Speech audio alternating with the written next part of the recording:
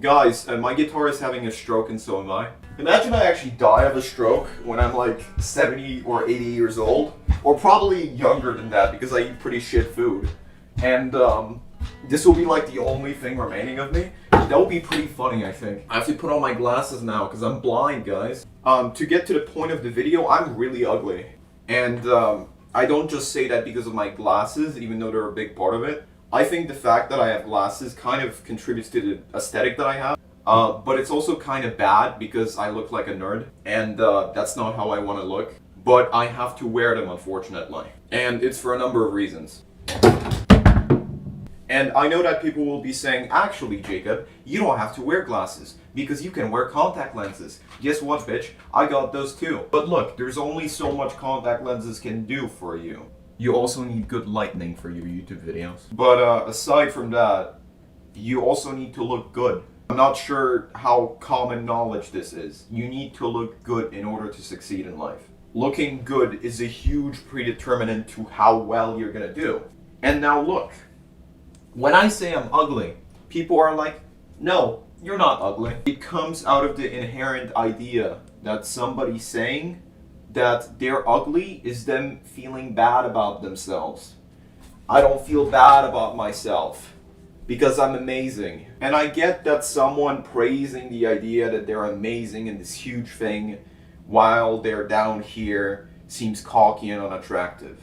I don't care. Throughout my life, I've noticed that thinking that you're better than everyone else is actually really good for your mental health. It allows the detachment from society that you get from things like loneliness and depression to feel almost normal. And with that, you can seize the potential and initiative to take up new skills and learn more about yourself. Being cocky, at least in my case, allows me to explore myself as a person. That sounded very sexual. But without the connotations, that's basically what it is. So when I say I'm ugly, I don't mean that I'm ugly, boo-hoo, I'm gonna cry, I get no bitches. When I say I'm ugly, I mean that I'm not particularly attractive, physically. In my opinion, I have changed physically in many respects. For one, I've lost a lot of weight. I used to weigh around 180 pounds and I was 5'7", and now I weigh 180 pounds and I'm 5'11". So I've definitely lost weight. No, but on a serious note, I did lose 20 pounds throughout the past year and a half, which is something that I'm kind of proud of. Although, you know, your weight fluctuates and it's not necessarily a good way to measure things. I still think I'm pretty good at cutting the fat, especially because I don't really drink sugary drinks or eat junk food. But as mentioned previously, I do eat like shit. Trying to work on that. Essentially what it is a lot of your looks and attractiveness come down to your genetics. I'm blessed with the fact that I have some good genetics, as you will learn later in this video. But a lot of my genetics are pretty sketchy.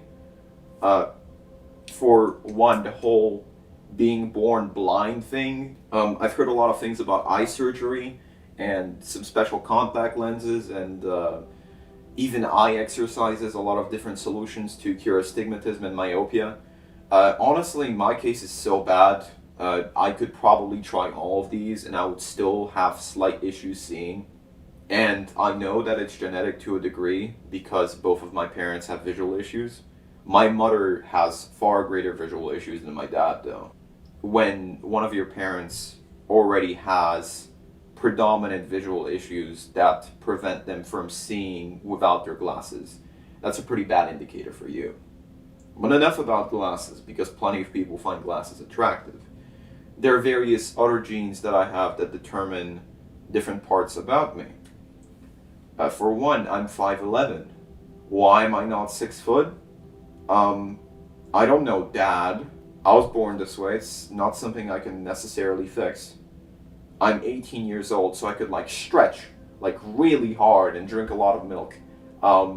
Probably wouldn't bump me up an inch. I simply am never going to be 6'4" unless I wear like high heels and become a femboy. I've actually already purchased my cattail from Amazon. So there is a YouTuber known as Wheat Waffles. The concept of Wheat Waffles' channel is this. Attractiveness is a big factor in your dating life. Dating has become significantly harder. And you cannot necessarily increase your attractiveness to increase your potential in dating. A lot of what Weave Waffles does is using PowerPoints and presentations to sort of understand how to categorize people, specifically men, on a scale from 1 to 10. And because a lot of his videos are about this, his business model is charging people $25 to rate them on a scale from 1 to 10. And while I do not necessarily watch Wheat Waffles' content, it was interesting to see how rated I would be. While at first I wanted to make a resubmission after receiving my first reply and putting up better photos of myself and seeing what those would be rated, I realized that I already sent in a bunch of pretty average looking photos that represent how I look on a day-to-day basis, and also that I could not anonymously submit the same photos twice because Wheat Waffles will probably notice. So the score that I get here is permanent. I'm probably not going to go up. And actually, I agree with it. To cut straight to the point, you are a 4 out of 10. My best features, this is interesting. I have a straight mandible. I have a jawline with good forward growth. So, a pretty good jawline. I haven't worked hard for it. In the self-improvement community, I've heard a lot about stuff like mewing, which is meant to like change the shape of your chin. I've never done that. I have a good hairline. Yo guys, my hair is not falling out. Look at that. Good hair thickness and texture. Yeah, I'd say I have pretty thick hair. Good eyebrow shape. I disagree with you, Wheat Waffles. If you look very closely at my eyebrows, you will see that they're very thick the closer you get to the center of my face, and then they start like disappearing. So it almost seems like my eyebrows only go up to around the point halfway across my eye, and then they slowly start to dissipate. So to a lot of people that strikes them as a little unnatural. My eyebrows look thick, but they're not actually thick because they're all lined up towards the side of my face where my eyes are. In short, they look pretty wacky. And I have blue eyes.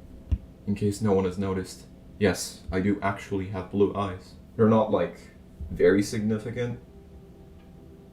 I obviously have blonde hair to accompany that, but I guess Wheat Waffles didn't put that. He is English, not German. And now for my worst features. Yeah, my worst features in order of importance. High body fat percentage. I agree to an extent. I don't have the ideal body fat percentage, not yet at least. Although you're not overweight, there is still a bit too much fat in your face covering, definition particularly around your jawline and mid-face. So around my cheeks. You have potential to be 5 if you lowered your body fat percentage. I have potential to be 5. That's not bad. I have rounded cheeks. Likely attributed to my body fat percentage, not gonna lie. Loose hyoid skin. This and rounded cheeks are mostly owing to high body fat percentage too. See? So this would be the fact that I can grab and it will be kind of loose. I have curved lower lids causing sclera show. I don't think a lot of people do look at my eyes, so. Your chin philtrum ratio is too short. Ideally, it should be 251. Yours is closer to 151. I don't have an ideal chin philtrum ratio. I'll deal with it. There's a couple more. Slight negative canthal tilt, thin eyebrows. I agree. Large eyebrow length, upper eyelid exposure, overly rough skin texture. I feel like I fixed that a little bit. Large eye orbits, low set cheekbones. These last two flaws are also slightly causing eye bags beneath your eyes. Oversized nose, Ghanaian isn't sharp enough. It's too rounded. Again, probably due to high body fat percentage. I've never been told I'm too rounded though. I've always been told I'm too square. I look like Minecraft Steve. And for the looks maxing advice, I got put gym. And that's one of the highest overwhelming issues for me is the high body fat percentage. So now when I put stuff on my channel like a 10-hour gym day, you know exactly what I'm motivated by. But also I feel like a lot of the issues that I have with my face are not attributed to high body fat percentage and are just permanent features. And what I need to do is exemplify these features in a way that is convenient. I'm not personally bothered by being physically unattractive, as I said before. I think that you can still have features that make up for being physically unattractive. These are not necessarily going to help you in your dating life and your successes with women, but they will advantage you in the long run. While an attractive person with no social skills is viewed as more important than an unattractive person with high social skills.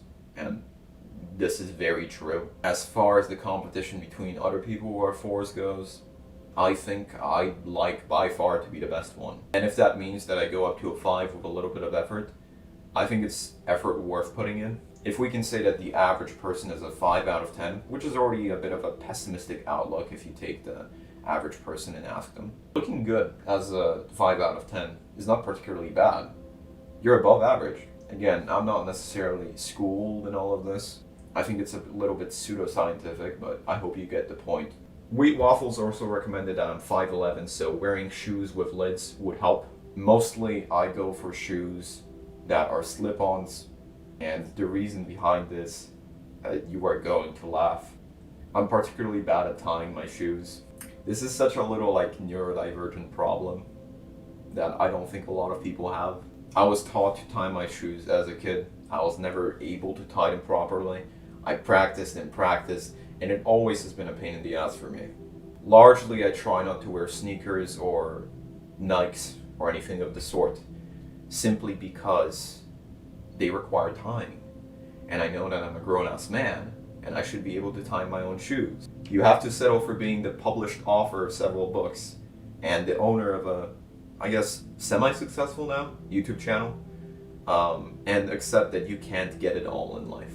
I acknowledge that I'm not a beautiful person, but instead of going on YouTube and complaining about it, I find it best to focus my attention on the things that I can change. Ideally, I'd like to be as much of a stoic as possible, because I find that that is the way forward to a more fulfilling life. And in the end, I think the purpose of my life should be to elevate myself to a point where I'm independent of others. That's what this entire journey is about. Becoming something out of nothing. Becoming free and autonomous. And while attractiveness does play a big part in that, I don't think it is the end game. So there, wheat waffles. A little controversial statement thrown your way. I think you'll never see this video, but if you do, I'd love to talk with you more in the comments. And I appreciate you for getting this far. To sum it up, I could be a 3 out of 10, which means my situation would be far worse. And I particularly found that back in times like my TikTok days, when I had a pretty popular TikTok account, I would actually get a fair bit of attention from women. It's not particularly something that interests me, because I was more just focused on doing stupid shit. But it proves the experiment that when you gain some level of fame or notoriety, or when you just become relevant, a lot of people can overlook the negative traits that you have and treat them as positives. Just like people can look at your personality traits that are usually negative as positive if you're more attractive. People will see you as more attractive, and your personality definitely is more appealing when you get some level of respect or recognition within a field. The ugly guy in a lab coat is not necessarily gonna be more attractive than the slacker in the corner with baggy clothes and nice hair and nice eyes. But even though he isn't more attractive, he will gain more respect when entering a courtroom. And in the end, attraction, or what it comes down to, is a lot of it is about respect. So in the greater sense of things, don't worry too much. If someone ever calls you a 4 out of 10, just know you and me are on the same playing field. I hope that doesn't make it any worse for you. Thanks for watching the video. Subscribe if you enjoyed, like if you enjoyed, dislike if you didn't enjoy.